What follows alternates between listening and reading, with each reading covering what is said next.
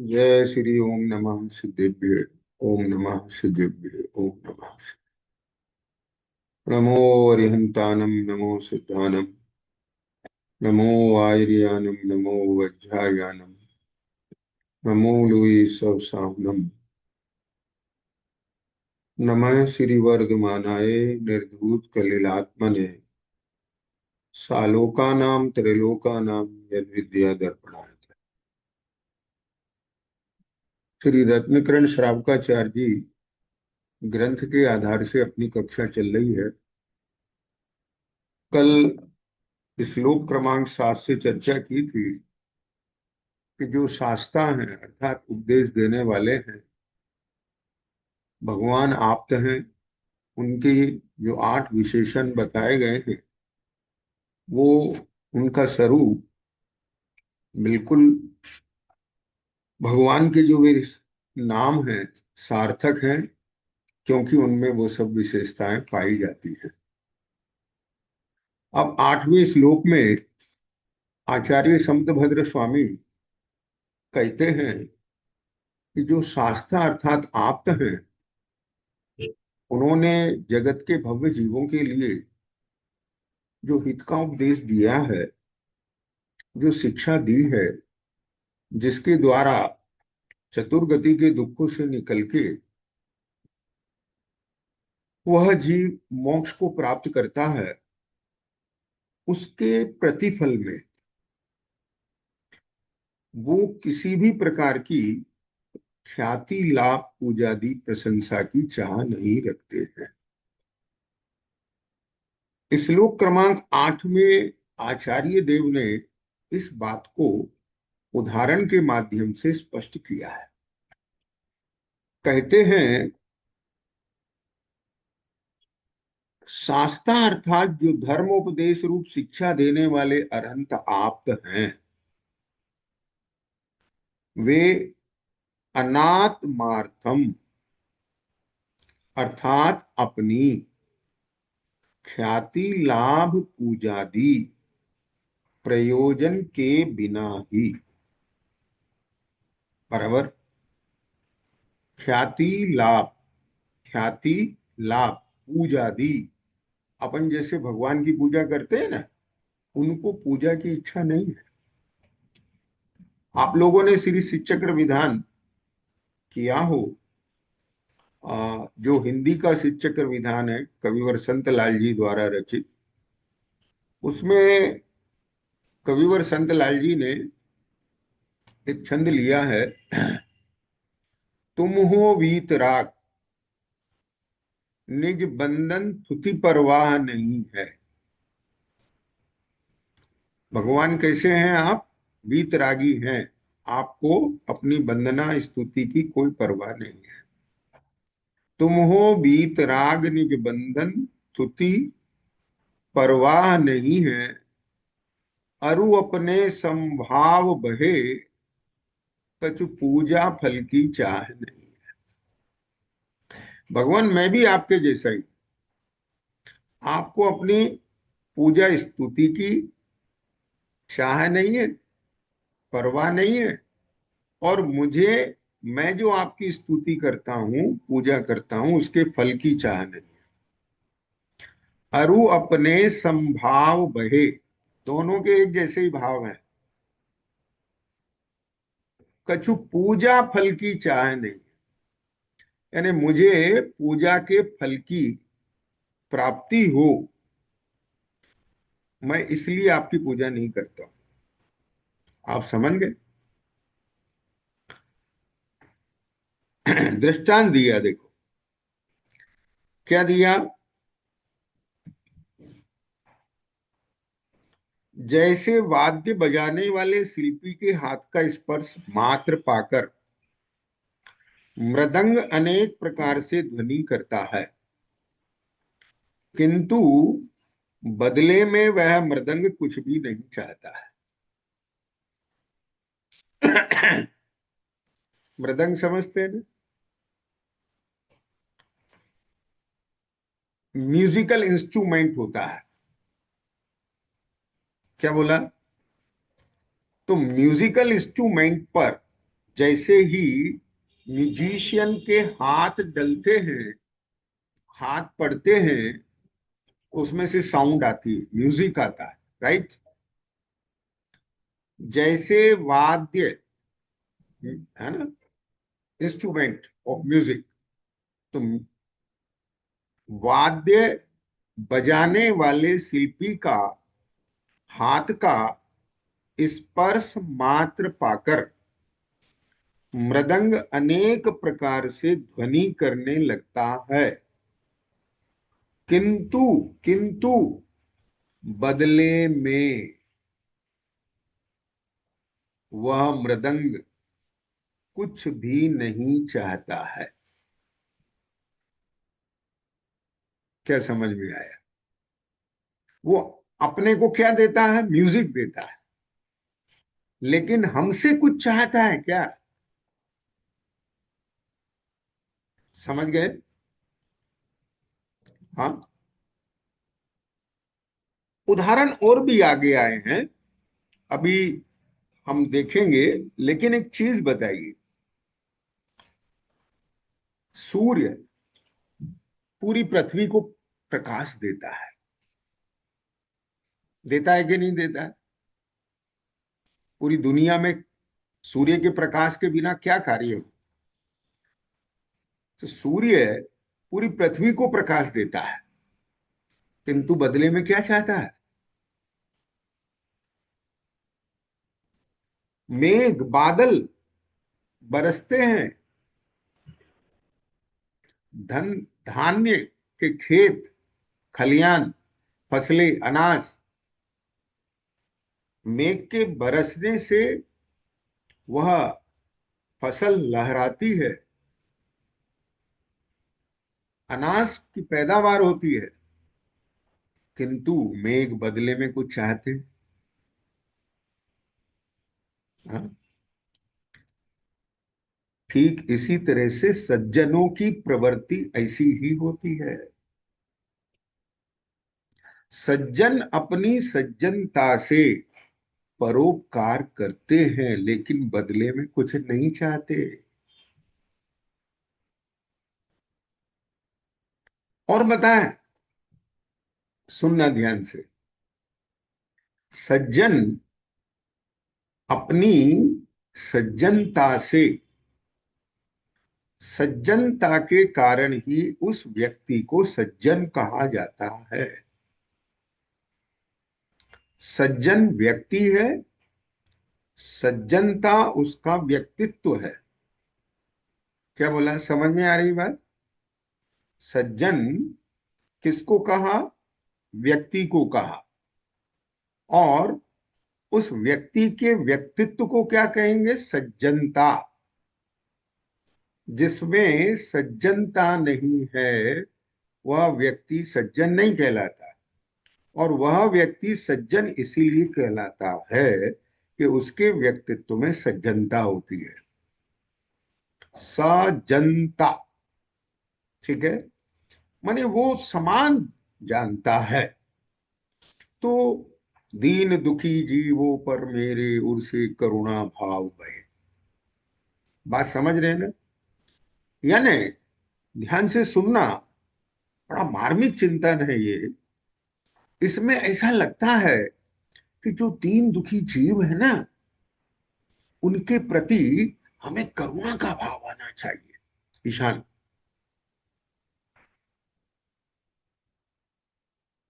समझ गए? तो लोग इसका बड़ा स्थूल अर्थ लेते हैं।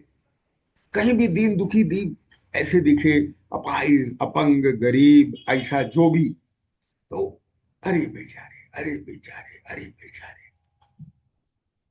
यानी अगर हम इनडायरेक्ट वे में देखें, उनके लिए हमारे चित्त में जैसे इन्फरेटिव कॉम्प्लेक्स हो, अपने अंदर उनके सापेक्ष सुपरेटिव कॉम्प्लेक्स हो। ईशान, पकड़ने की कोशिश करना।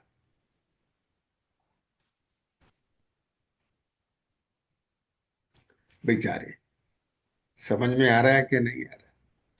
दया और करुणा का अर्थ यही समझा जाता है। हाँ? कि अरे कुछ कर दो उनकी मदद, बेचारे। क्या कहा? हाँ, नहीं। दीन दुखी जीवों पर मेरे उर्से करुणा भाव। इसमें मालूम क्या है? इसके पीछे, प्रभु, मेरी दृष्टि में, मेरी दृष्टि में आपका बताया हुआ अनेकांतात्मक स्यादवाद बना रहे। क्या कहना चाहते हैं? कि यहां द्रव्य दृष्टि से मुझे अपने समान आत्मा दिखना चाहिए, और पर्याय दृष्टि से उनकी उस कर्मोदय की स्थिति दिखना चाहिए। यदि कर्मोदय जनित परिस्थिति नहीं दिख रही है, केवल द्रव्य दृष्टि से मुझे अपनी समानता दिख रही है, तो भी उनके प्रति मैं क्या उपकार करूं? जैसा मैं हूं वैसे ही वे हैं। राइट। और अगर द्रव्य दृष्टि से समानता नहीं दिख रही है, केवल पर्याय दृष्टि से, केवल एकांत पर्याय से, वह दुखी, गरीब, मजदूर, अपंग, लाचार, समझ में आया कि नहीं आया? और मैं, आप समझ गए? हाँ, प्रभुत्व, संपन्न, बल से, तन से, धन से, बुद्धि से, पद से, प्रतिष्ठा से। तो अब डिफरेंस आ गया कि नहीं आ गया? एकांत डिफरेंस आ गया कि नहीं आ गया? इधर सुप्रीम हीनता की भावना, कुछ मदद करना चाहिए। जैसे हमारा फर्ज, ख्याल में आ गया कि नहीं? दोनों के दोस्त समझ में आ गए कि नहीं आ गए? लेकिन जहां अंतर में सज्जनता, समानता होगी, ख्याल में आया कि नहीं आया? द्रव दृष्टि से समान होने पर भी पर्याय में कर्म उदय जनित अंतर है। उस कर्म जनित अंतर के कारण से ही इज नीडी, वह नीडी है। मैं उसकी आवश्यकता में, नीड में सपोर्टिव हो सकता हूं, क्योंकि कर्मोदय से साधन है। समझ रहे हो मेरी बात? हाँ, क्या बोला? ईशान, ख्याल में आ रही है? तो बिना किसी कॉम्प्लेक्स के, बिना किसी भेदभाव के, हाँ, वहां उपकार होता है। उसमें अहंकार नहीं होता, अहंकार का भाव न रखूं, अहंकार नहीं होता, उसके प्रति दीनता नहीं होती, हाँ, एहसान नहीं होता, हाँ, बल्कि एक पीड़ा होती है। क्या? मेरा भाई, समझ में आ रही है बात? दुखी, दुख हुआ, राइट, अपने दुख का इलाज किया। क्या बोला पुष्पा जी, समझ रहे हो? मैंने जो सपोर्ट किया, मैंने अपना इलाज किया। विजन समझ रहे हो? हे भैया आनंद, क्या कहा? हाँ, उसका नहीं इलाज किया, अपना इलाज किया। ठीक है? तो उससे क्या अपेक्षा रखूं मैं? समझ गए? इसलिए सज्जनता निरपेक्ष होती है। निस्वार्थ होती है। ये स्वरूप है। स्वरूप तो यह है। अब इसमें जहां चूक अपने में दिखे तो उस चूक को ख्याल में लेकर के मिटने लायक है। किंतु ध्यान रखना, भाव बदलने से अभिप्राय नहीं बदलेगा। अभिप्राय बदलने पर भाव बदले बिना रहेंगे नहीं। आप निस्वार्थता लेके आए, निरपेक्षता, नहीं नहीं हमको कुछ नहीं चाहिए, हमको कुछ नहीं चाहिए, हम अरे भाई ये ख्याल में आया क्या नहीं आया, ये तो स्वरूप से विपरीत हो जाएगा, ऐसा हो जाएगा, ऐसा हो जाएगा। और आप जबरन ऐसा विचार कर करके, पुश कर करके, है ना, समझ में इंजेक्ट कर करके, एफर्ट डाल डाल करके आप अपने उन भावों को हटाएं, साइड करें, और बिल्कुल हमको कुछ नहीं चाहिए बदले, हम सोचना भी नहीं है ऐसा ऐसा, अपने आप को प्रोग्रामिंग फीड करें। राइट, समझ में आ रहा है कि नहीं आ रहा? ठीक है, आपके भाव हो जाएंगे ऐसे, हैबिट में आ जाएंगे। किंतु भीतर का जो दृष्टिकोण है, भेद है, वो बना रहेगा कि नहीं? क्या कह गए हम?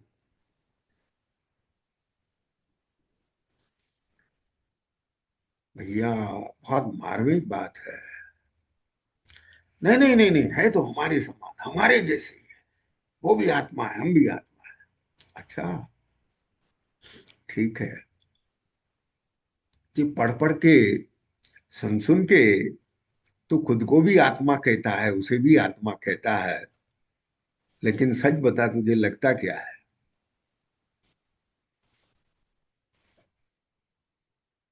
समझ में आया?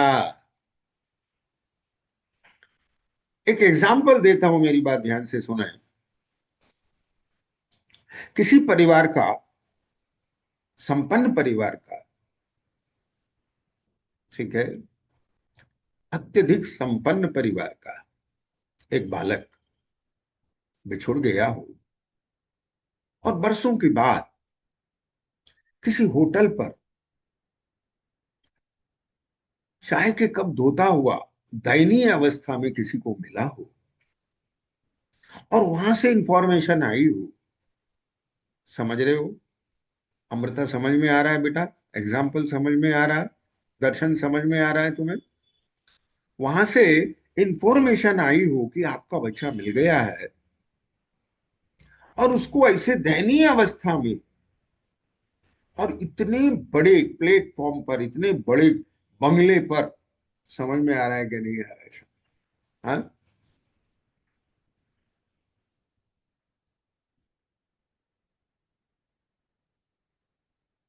जहां के वॉचमैन, सर्वेंट, वे भी सब ऐसे सुटिड बुटिड होते रहते हो, हाँ,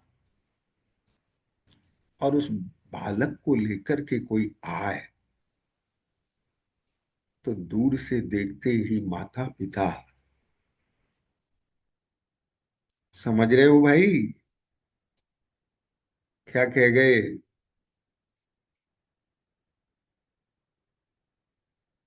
क्या उन्हें ये थूट आएगा कि ये इतने लोग क्या सोचेंगे?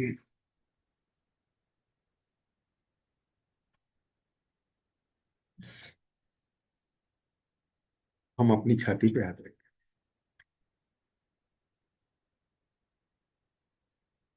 हाँ, ऐसी अवस्था वाले को कि क्या हो रहा है, दिखता ही नहीं है। क्या बोला? समझ में आया? क्या कहा? दिखता ही नहीं है।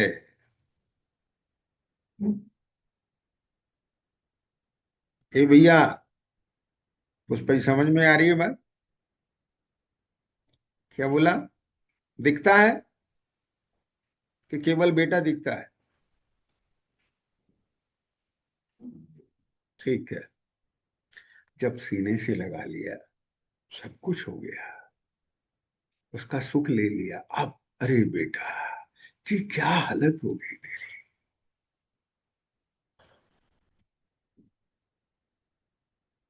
मेरी बात सुनना, बहुत मार्मिक है ये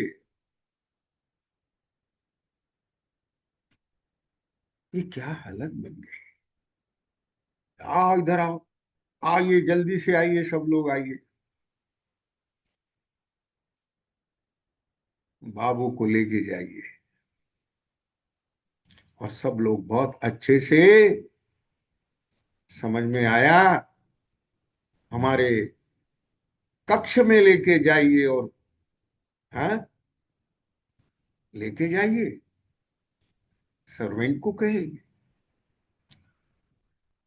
खुद ले जाके, उतार के, नहला के, धुला के सजाते हैं कि नहीं।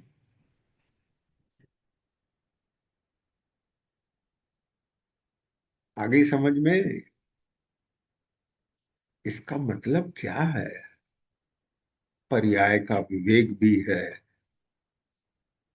और स्वभाव की श्रद्धा भी है। क्या कहेंगे, दोनों एक साथ है कि नहीं। हाँ, वहां सहज निस्वार्थ भाव आता है, निरपेक्ष भाव आता है। ठीक है, ये ध्यान से सुनना, ये क्या दशा हो गई। मैंने ये एग्जाम्पल इसलिए लिया कि इसको आप फील कर सकते हैं, अनुमान बना सकते हैं इससे। क्या वहां उस बच्चे के लिए वैसी निगाह होती है, बेचारा। क्या कह गए, नहीं समझ में आई। होती है बेचारा। हाँ, लेकिन अवस्था के प्रति देख करके चित्त जो भरता है, दुखित होता है। दुखित से मतलब, अब उस भाव को क्या कहें, वैसा दुख नहीं है वो। क्या बोला। हाँ, एक एक ऐसा भाव, अरे कहां से कहां, होना ये चाहिए, ये हो गया, कैसे हो गया। ऐसे ही यह आत्मा स्वभाव से इतना संपन्न है, वैभववान है, प्रभुतावान है, लेकिन अज्ञान के कारण से, मोह के कारण से, मिथ्यात्व के कारण से, कषायों के कारण से, कर्म बंधन के कारण से भिन्न भिन्न दशाओं को प्राप्त हो रहा है। ऐसा देखकर बने जहां तक इस जीवन में, ख्याल में आ गया कि नहीं है। जो कर सकते हैं वो करना, ठीक है, लेकिन उसके पीछे निस्वार्थता, निरपेक्षता, ये सज्जनता है। जस्ट लाइक सूरज प्रकाश देता है, मेघ जल देते हैं, हवा ऑक्सीजन देती है, समझ में आ रहा है कि नहीं आ रहा। पृथ्वी स्थायित्व तो देती, चाहते कुछ नहीं। राइट। हाँ, उनको ना अपनी स्तुति चाहिए, ना वंदना चाहिए, ना पूजा दी की चाह है। ख्याल में आया कि नहीं आया। लेकिन अब मैं इसके साथ एक बहुत इंपॉर्टेंट बात कहने जा रहा हूं। नहीं है आनंद, लेकिन है क्या, कि ये जितने भी हैं, देव पूजा, गुरु पास्ती, ये किसने कहा। ये उन्हीं के उपदेश में आया। आप कहते हैं उन्हें जरूरत नहीं, और दूसरी तरफ कि देव पूजा करो, देव दर्शन करो, लेकिन अपने लिए नहीं कह रहे हैं वो। वो हमारे भले के लिए कह रहे हैं। क्या कह गए? कितनी माइन्यूटली डिफरेंसेस हैं। समझ में बैठा कि नहीं बैठा? हाँ। हाँ। और एक गजब की बात इसके अंदर क्या लिखा है, 8वें श्लोक में, शास्ता जो धर्मोपदेश रूप शिक्षा देने वाले अनंत आप्त हैं, वे अनात्मार्थम अर्थात अपनी ख्याति लाभ पूजादि प्रयोजन के बिना ही तथा शिष्यों में राग भाव के बिना ही शिष्यों में राग भाव के बिना ही सत्पुरुष जो निकट भव्य हैं, उन्हें हित रूप शिक्षा देते हैं। बहुत मार्मिक है, बहुत मार्मिक है। देखिए, तीर्थंकर महावीर समव शरण में विराजमान है, अरहंत दशा है, कैवल्य ज्ञान हो गया, पर दिव्य ध्वनि नहीं खिल रही है। ख्याल में आया? हाँ, दिव्य ध्वनि नहीं खिल रही है। एक दिन हो गया, 2 दिन हो गए, 3 दिन हो गए, दिव्य ध्वनि नहीं खिल रही है। ऐसा क्यों? आप सब जानते हैं कि गणधर का अभाव है। ठीक है। और फिर वो सब कथा है पूरी की पूरी, इस इंद्र ने अपने अवधि ज्ञान से जाना। ख्याल में आया? अब वो काल भी आ गया, भव्य जीवों की अंतराय भी मिटने वाली थी। उधर इंद्रभूति गौतम की भी मिथ्यात्व के वह की पर्याय आ रही थी। सारे बनाव एक साथ बने और इंद्रभूति गौतम समव शरण में पहुंचे, है ना? और उन्होंने जैनेश्वरी दीक्षा अंगीकार की और भगवान की देशना खेलने लगे। समझ में बैठा? तो वहां एक बात का विचार करते हैं ईशान, पहले से भी तो कोई मुनि बैठे होंगे ना वहां?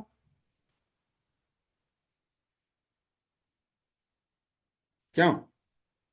ये इंद्रभूति अभी आए, ये तो जूनियर है। हम तो पहले से बैठे हैं, केवल ज्ञान होने से पहले के मुनि हैं। हम सीनियर हैं।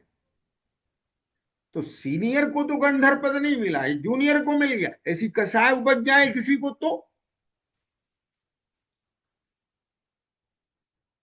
क्यों भाई? उपज सकती है। उपजे तो उसी का ही नुकसान होगा भाई, अहित होगा। It's understood. पात्रता से, पात्रता के हिसाब से मिलता है। क्या कह गए? समझ में आया कि नहीं आया? कुआं में बाल्टी डालो, खाली आ रही है, खाली आ रही है भाई, क्यों आ रही है खाली बाल्टी? हाँ, समझ में आया ईशान? हाँ। बहुत पुरानी बात मुझे याद आ गई अभी ये बात बोलते बोलते, दर्शन। क्या है कि हम कुआं से पानी भरते रहे हैं, ठीक है, 20-25 साल हो गए। तो मेरे ख्याल से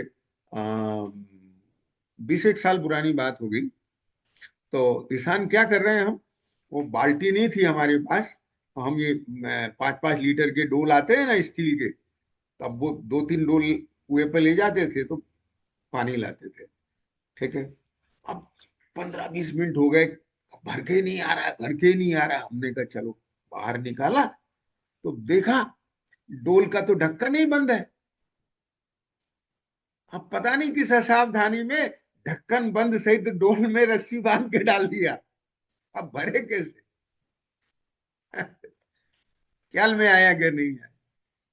अब कुआं तो तैयार है, कुआं में पानी भी तैयार है, हाँ, लेकिन पानी मिल क्यों नहीं रहा है? ढक्कन ही बंद है।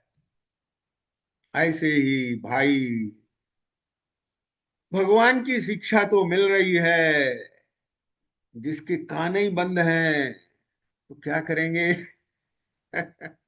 हाँ, क्या? और कान भी खुले हैं, दिमाग कहीं लगा है, उपयोग कहीं लगा है, तो कान क्या करेंगे? हाँ, हाँ, और सुन भी लिया है, अंदर में भावना नहीं है, तो सुनना भी क्या करेगा? ठीक है। हाँ, तो पात्रता के हिसाब से मिलता है। बाल्टी में छेद है, भर भी जाएगी, ऊपर आते आते आधी रह जाएगी। बड़ा छेद है, खाली हो जाएगी। और अगर छेद भी नहीं है, ढक्कन भी बंद नहीं है, लेकिन उसका पैंदा भारी नहीं है, पानी में जाके वो बाल्टी झुकती नहीं है, हाँ, तो आप ऐसे करते रहेंगे, पानी नहीं भर के आएगा। और जिस बाल्टी का पैंदा भारी होता है, पानी में जाते ही झुक जाती है, 1 मिनट में भर के आ जाती है। तो ये सब भेद किसके हैं भैया? पात्रता के हैं। इसलिए यहां देखो कितनी बढ़िया बात लिखी है। हाँ, शिष्यों में राग भाव के बिना ही सतपुरुष जो निकट भव्य हैं, उन्हें हितरूप शिक्षा देते हैं। भाषा कैसी दिख रही है? जैसे वो छटनी कर रहे हो कि ये सत्पुरुष हैं या सत्पुरुष हैं, ये भव्य हैं या अभव्य हैं। क्या बोला? कुआ छटनी कर रहा है क्या? क्या कर रहा है क्या? बताओ मुझे। हाँ, समझ में आया? हाँ, कोई व्यक्ति रेन कोट पहन के आके खड़ा हो गया। क्या कहा? हाँ, दर्शन पाटिल। दर्शन पाटिल, क्या बोला? आनंद, कोई व्यक्ति रेन कोट पहन के आके खड़ा हो गया। दूसरे ने कहा, देखो कितनी अच्छी शीतल पवन चल रही है। मुझे तो लगी नहीं रही है, अब लगे कैसे तुझे? पूरा पैक है। हम्म? क्या समझ में आ गई बात? बीना में हमने एक विज्ञापन पढ़ा, किसान, ये विज्ञापन वाले कैसे बुद्धू बनाते हैं। उसमें मालूम क्या लिखा था? रेन कोट का विज्ञापन था। वहां लिखा था, बरसात का मजा लेना है तो रेन कोट खरीदिए। हाँ, बरसात का मजा लेना है तो रेन कोट खरीदिए। हमने कहा, भाई रेन कोट पहन के बारिश में भीगेगा कि सूखा रहेगा? भीगेगा ही नहीं तो बरसात का क्या मजा ले? समझ में बैठेगी नहीं। ये रेन कोट पहन के आ जाता है, ये ये उपदेश कोट पहन के आ जाता है। अब वो मजा लेना है, अब पूरा पैक होके आ गया और सुन रहा है बहुत अच्छे से, और सुना भी दे रहा है, ये बात आई थी। ग्रैंड नहीं होती, पात्रता नहीं है। समझ में बैठेगी नहीं बैठी? हाँ, अंदर में छप जाती है, लग जाती है पूरी, भीग जाता है, भीग जाता है अंदर से चित्त। किसका? जिसकी पात्रता होती है। तो देखो क्या चीज कहते हैं यहाँ पर, सतपुरुष। सतपुरुष जो निकट भव्य हैं, उन्हें उन्हें हित रूप शिक्षा देते हैं। उनकी शिक्षा तो हित रूप ही है, लेकिन सतपुरुषों को वो हित रूप शिक्षा हित रूप दिखती है, लगती है। एक बात बताइए मुझे, आप लोग सुन रहे हैं, ठीक है? ये महेश भैया आपको कन्विंस करते हैं, कहते हैं, हाँ, आप आइए सुनिए, ठीक है। अब ठीक है, उनको ऑब्लाइज तो करना है भाई, बार बार कहते हैं तो सुनना चाहिए। बार बार कहते हैं इसलिए सुनना चाहिए, कि हमारे हित की बात है इसलिए सुनना चाहिए। अमृता समझ में आ रही कि नहीं? ये बात हमारे हित की है, इसलिए सुनना चाहिए। तो हितरूप बात किसी लगेगी? जिसकी होनहार अच्छी होगी। हाँ, क्या कहा? एक व्यक्ति को दूसरे व्यक्ति ने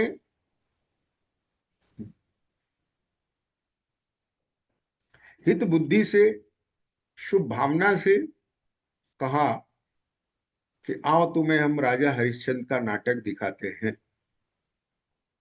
क्या दिखाते हैं? राजा हरिश्चंद्र का नाटक दिखाते हैं। आप लोगों ने सुना है कि नहीं कर्नाटक में राजा हरिश्चंद्र का नाम? क्यों भाई? हाँ, रोशनी, सुना है? राजा हरिश्चंद्र, सत्यवादी। ठीक है। हाँ, राज्य भी उन्होंने छोड़ दिया, परिवार भी चला गया। ठीक है ना, वो पूरी कहानी है ना हरिश्चंद्र की। तो सुना, दिखाया, नाटक दिखाया। बाद में ईशान उससे पूछा, भैया नाटक देखा?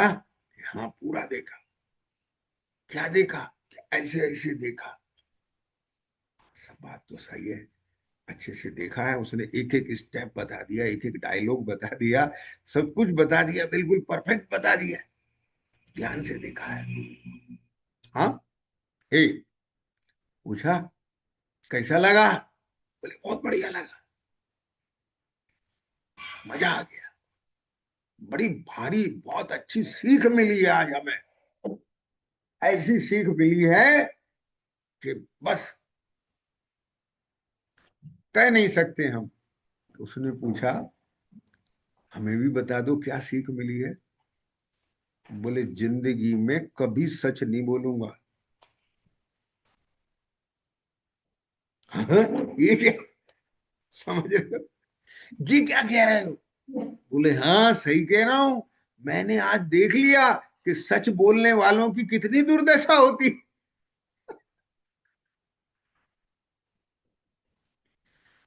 हाँ,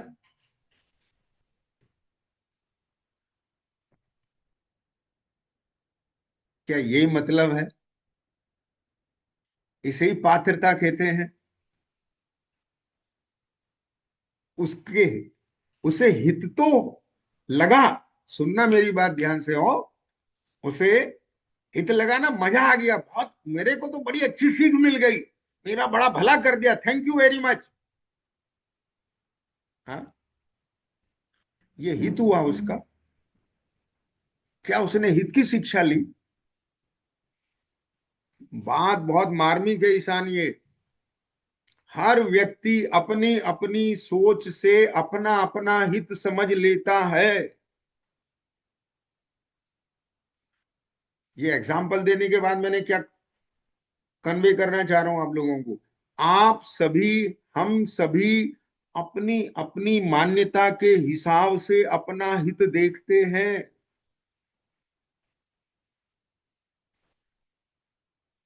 और अपना हित मान लेते हैं।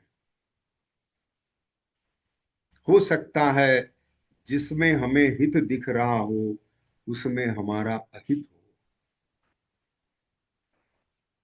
समझ में बैठी कि नहीं बैठी? आपने जो क्वेश्चन प्रॉब्लम मैथमेटिक्स का सॉल्व किया है उसका आंसर आंसर सीट से टैली होना चाहिए। क्या कहा?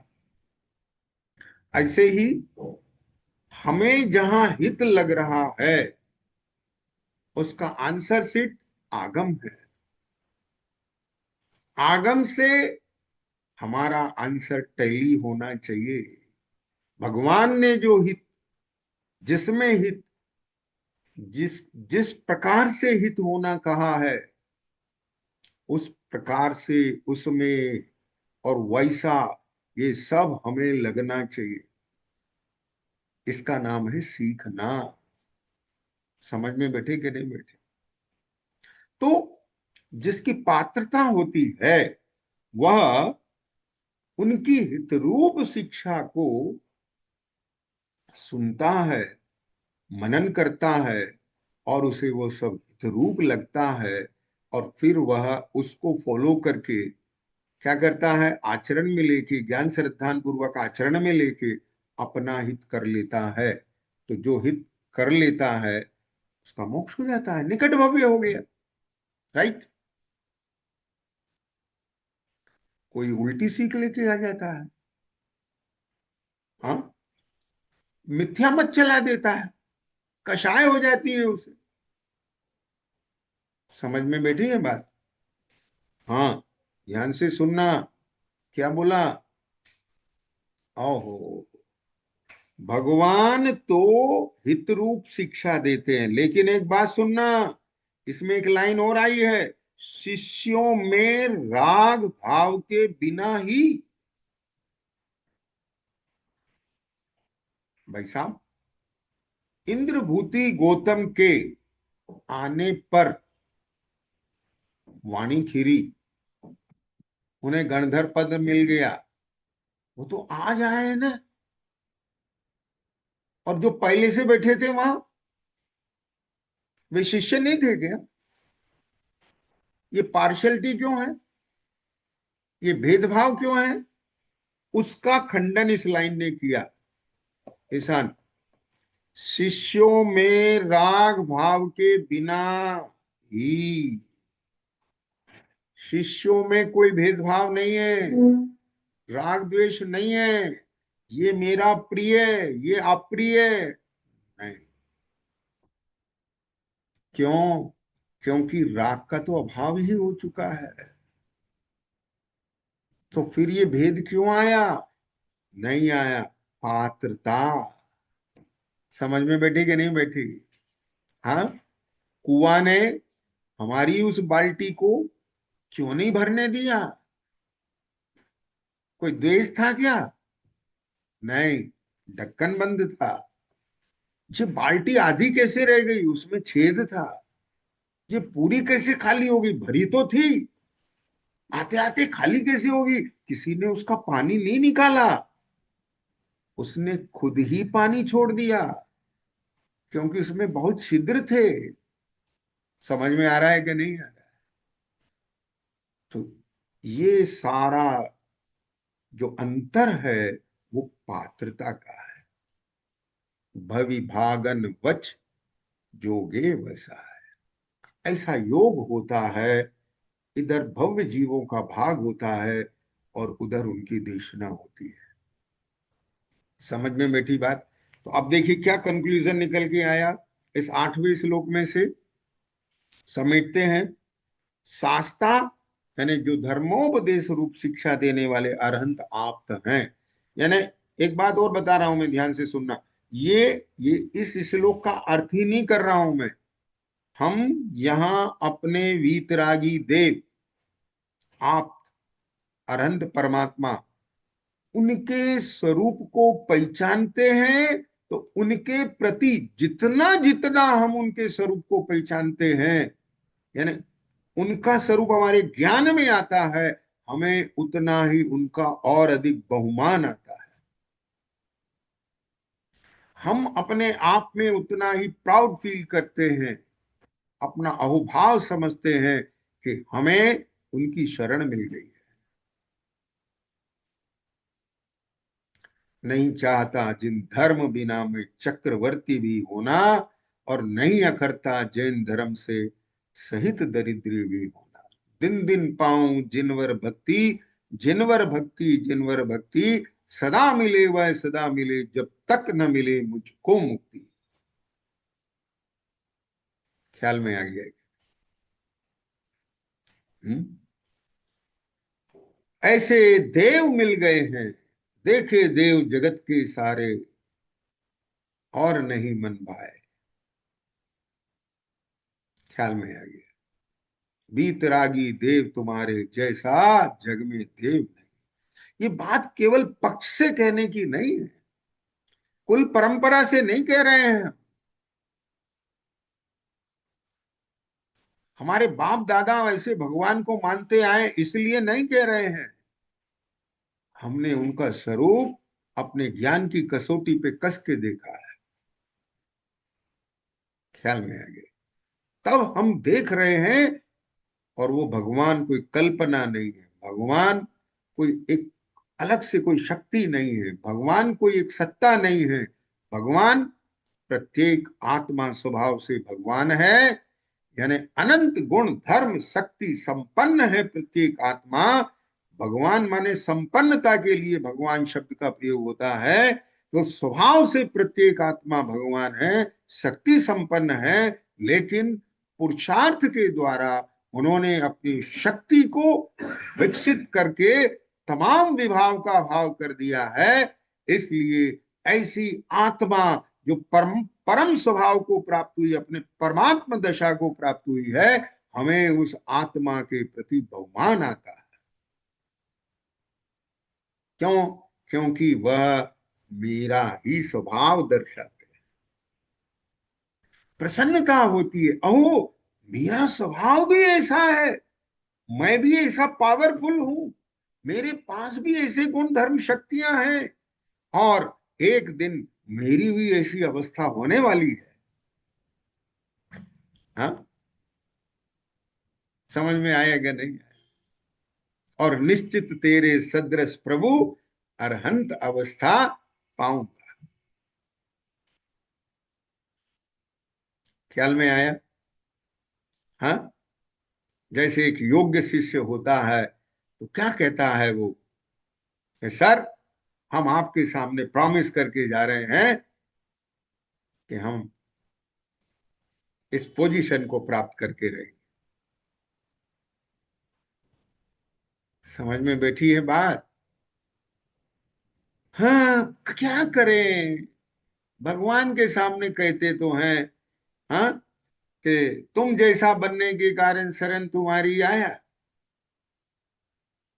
तुमसे लागी लगन ले लो अपनी शरण, कहते हैं। ख्याल में आया? अपने जैसा बना लो कहते हैं। क्या हम उनके जैसा बनना चाहते हैं? हम तो पैसा वाला बनना चाहते हैं, हम तो सुंदर बनना चाहते हैं, हम तो अधिकारी बनना चाहते हैं। हाँ? तो उनके जैसा बनना चाहते हैं, या जिसको हमने दिमाग में बैठा रखा है उसके जैसा बनना चाहते हैं? क्यों रोशनी, बोलो। किसी ना किसी को बैठा रखा होगा कि नहीं, अपना आइडियल रोल, क्यों रोल मॉडल बना के बैठा रखा है कि नहीं दिमाग में? हमें ऐसा बढ़िया पैकेज वाला बनना है, हमें ऐसा डॉक्टर बनना है, ऐसा रेपुटेटेड बनना है। हाँ? कोई ना कोई रोल मॉडल बना के रखते कि नहीं रखते? नहीं, हमारा रोल मॉडल हमारा स्वभाव। क्या हो? हमारा स्वभाव। क्यों भाई? जो हमारे में है हम वही तो बन सकते हैं ना। जो हमारे में है ही नहीं वो कैसे बन सकते हैं? क्या बोला? एक ईशान, देखो बहुत अच्छी बात दिमाग में आ रही है, बोल देता हूं। एक बात बताओ, हाँ, जो मिश्री है यार, ए भैया, क्या कहा? जो मिश्री है उसमें से मिठास ही तो आ सकती, मीठी हो सकती है ना? क्या वो खट्टी हो सकती है, तीखी हो सकती है? जल्दी बोलो। हो सकती है? नहीं हो सकती। हो सकती है, हो सकती है, लेकिन होने के लिए उसे क्या करना पड़ेगा? हाँ, उसको मिर्ची को लाना पड़ेगा अपने साथ, उसको खटाई, लेमन, नींबू डालना पड़ेगा। चटनी बनाते हैं ना आप, चटनी बनाते कि नहीं बनाते चटनी? तो चटनी में क्या होता है? शक्कर है, मिश्री है उसमें, मीठी है, लेकिन मीठी के साथ तीखापन भी आ रहा है, खट्टापन भी आ रहा है। हाँ, लेकिन मिश्री खट्टी नहीं हुई। खट्टा कौन है? नींबू।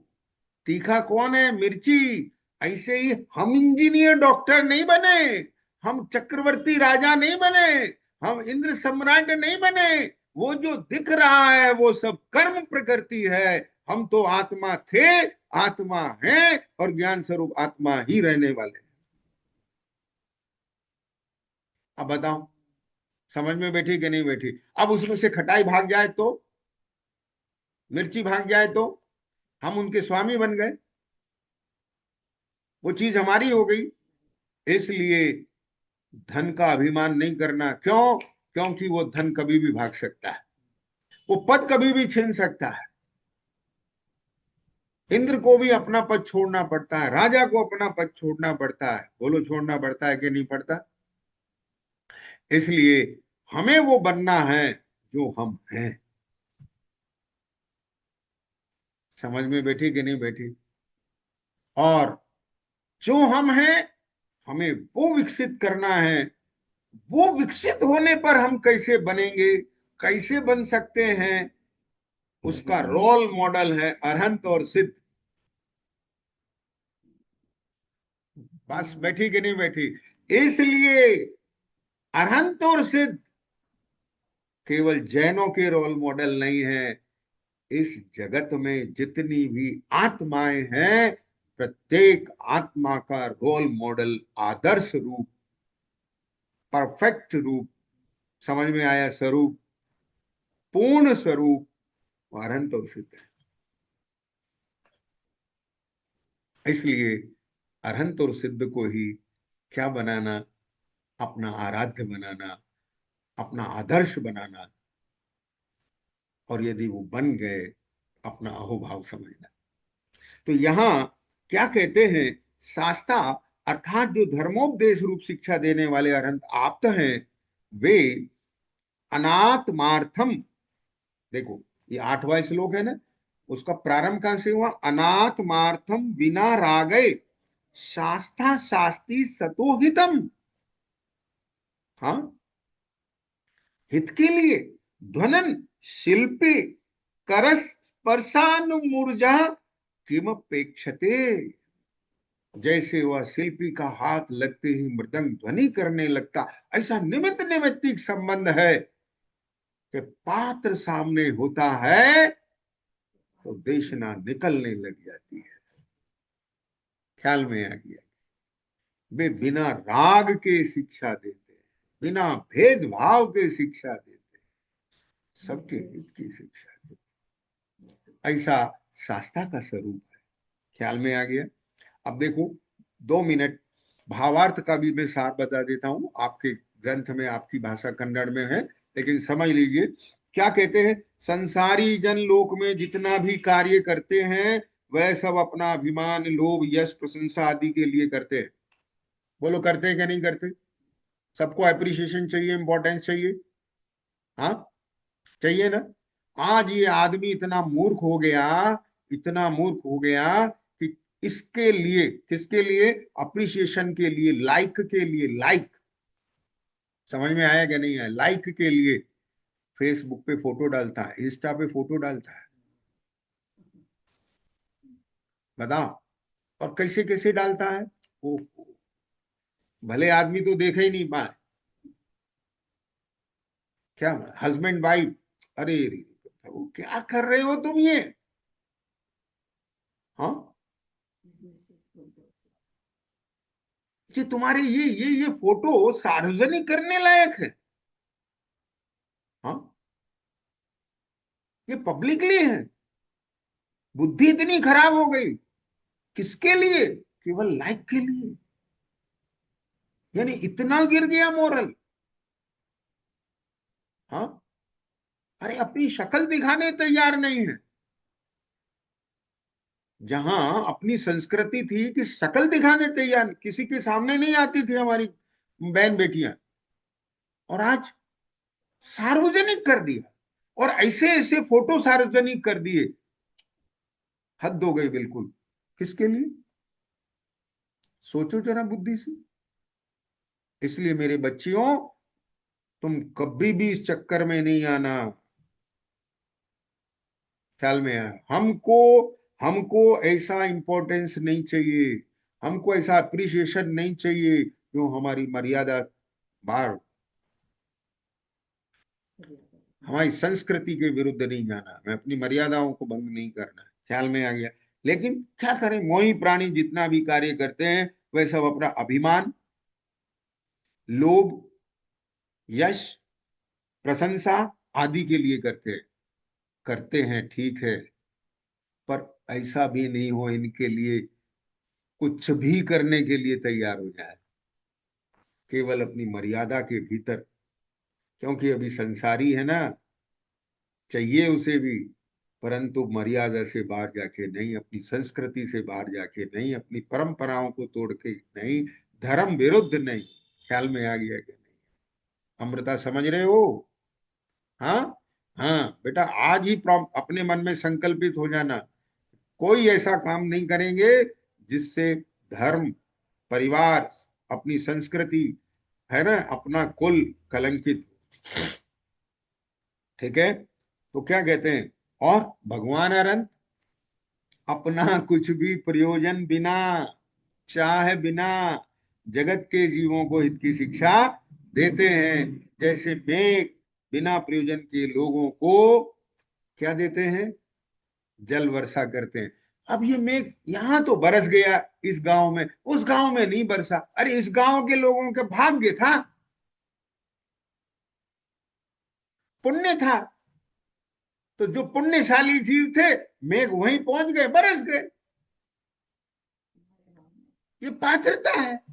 ख्याल में आ गया कि नहीं है? हाँ। हाँ, इसी प्रकार से सत्पुरुषों की प्रवृत्ति, जो आचरण होता है, वह दूसरों के उपकार के लिए होता है, लेकिन भेदभाव बिना होता है। जिसका भाग्य होता है उसका उपकार हो जाता है। क्या बोला? अब उसके पुण्य में जान नहीं। क्या बोला? उसके पुण्य में जान नहीं, इसलिए उसका उपकार नहीं कर पा रहे हो। ध्यान से सुनना। आप अंतराय क्रम में पढ़ेंगे, एक होता है लाभांतराय, एक होता है दानांतराय। देने का भाव है तो भी नहीं देना हो रहा है। क्या बोला? हमारा किसी को देने के भाव है, पर हम दे नहीं पा रहे। क्यों नहीं दे पा रहा है? उसका भाग्य नहीं है। उसका भाग्य है, हमारे देने के भी भाव है, और दे पाएंगे। ठीक है? लेने के भाव है उसके, पर लाभांतराय क्रम का उदय है, मिलता नहीं। ये अंतराय क्रम के उदय है। समझ में बैठा कि नहीं बेटा? भवि भागन बच, क्या करें बोलो? जैसे कल्प वृक्षादि वृक्ष, आम वृक्ष, धान्य, अनाज अन्य जीवों का उपकार के लिए फलते हैं। अब फसल है, जो भाग्यशाली होता है उसको मिल जाती है, रत्न भाग्यशाली को मिल जाते हैं। को भेद है क्या उनको? नहीं है। समझ में आ गया? इसी प्रकार सत्पुरुष उत्तम वचनों को परोपकार के लिए ही बिना किसी चाह भाव के बोलते हैं। बहुत कहने से क्या, जितने भी उपकारक पदार्थ हैं वे सभी बिना कुछ चाह भाव के ही लोगों के पुण्य के प्रभाव से प्रकट होते हैं। अब इसमें पुण्य के प्रभाव से, अब ये पात्रता हो गई। ख्याल में आ गया कि नहीं है? तो जिसका जितना पुण्य है, जिसकी जितनी योग्यता है, जिसकी जैसी पात्रता है, अब पुण्य, ध्यान से सुनना इंसान, आपका पुण्य है तो उस पुण्य से आपको योग मिल गया, काहे का? कि धर्मोपदेश सुनने का। अब पुण्य ने तो काम कर दिया। अब लेकिन आपके भीतर की भावना, आपकी धगस, आपकी रुचि, फिर आपका पुरुषार्थ, उसको सुन के बैठालना, समझना, घोकना, उसका बार बार चिंतन करना, अब ये सब, ये आपकी पात्रता चाहिए। और संयोग बनना, ये पुण्य चाहिए। तो ये सब जिसके पास होता है वो सबको मिलता है। इसी प्रकार भगवान आप भी बिना राग के, बिना इच्छा के लोगों के परम उपकार के लिए हित रूप, धर्म रूप, हित रूप शिक्षा देते हैं। ख्याल में आ गया क्या नहीं है? इस प्रकार से चार श्लोकों में क्या किया है यहाँ पर, अभी नहीं, इस प्रकार से 8वें श्लोक तक किसकी चर्चा हुई? शास्ता यानी आप की चर्चा हुई। अब 9वें श्लोक से सच्चे आगम का लक्षण प्रारंभ होगा। अब यहाँ जो 5, 6, 7, 8, 5, 6, 7, 8, इन चार श्लोक में किसकी चर्चा आई है? आप के स्वरूप की चर्चा आई है। अब 9वें श्लोक में सच्चे आगम की चर्चा होगी, वो हम अगली कक्षा में लेंगे। ठीक है? आप लोग अभी तक का सब रिवाइज करके रखें, और आगे 9वें श्लोक को भी पढ़ के रखें। जैसा भी है, नेक्स्ट सैटरडे में वो चर्चा प्रारंभ करेंगे। ओम नमः शिवाय। निज निधि निज में